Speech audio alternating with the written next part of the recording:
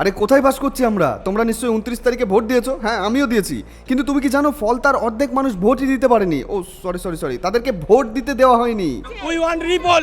बहुत से लोगों को वोट नहीं देने का, इसको वोट नहीं देने दिया, और भी बहुत से लोगों को वोट नहीं देने दिया। মোট 285টা বুথ আছে ফলতায়, এবং এবারে chief election commission Gyaneshwar Kumar বলে দিয়েছেন ফলতার সব কটায়, হ্যাঁ সব কটা বুথে আবার রিপোলিং হবে। মানে সেখানে আবার নতুন করে 285টা বুথেই ভোট হবে। সামনের মে মাসের 21 তারিখে ফলতা অ্যাসেম্বলিতে ভোট হবে এবং 24 তারিখে সেখানে রেজাল্ট বেরোবে। কিন্তু ওই সো কল্ড গুন্ডাগুলো যারা এই কাজগুলো করেছেন সাধারণ মানুষের সাথে, তারা এবারে কি করবে? একদম সঠিক ডিসিশন নিয়েছেন নির্বাচন কমিশন। আরে এদেরকে জেসে মাফিয়া ভেবো না। ইভিএম এ আতর লাগানো, ইভিএম এ কালি লাগানো, এইসব করেছে এরা। কিন্তু ইলেকশন কমিশন জ্ঞানেশ্বর কুমারের আলাদাই জ্ঞান। যা চলছে পশ্চিমবঙ্গে আমি তো বলবো একদম ঠিক করেছেন উনি ফলতায়। এমন আইন দরকার রাজ্যে, ল অ্যান্ড অর্ডার এবং জনগণের অধিকারকে ফিরিয়ে দেওয়ার জন্য। সবচেয়ে সেরা ডিসিশন নিয়েছেন ইলেকশন কমিশন। ভিডিওটা বেশি পরিমাণে শেয়ার করো যাতে পশ্চিমবঙ্গের সমস্ত ঘরে পৌঁছে যায়, যাতে তারা আর কখনো ভোট দেওয়ার জন্য ভয় না পায়। কারণ ইলেকশন কমিশন ও সিআরপিএফ আমাদের সব সময় রক্ষা করছেন। কিসের এত ভয়? সোজা যাবে, নিজের যেখানে পছন্দ সেখানে ভোট দেবে এবং বাড়ি চলে আসবে।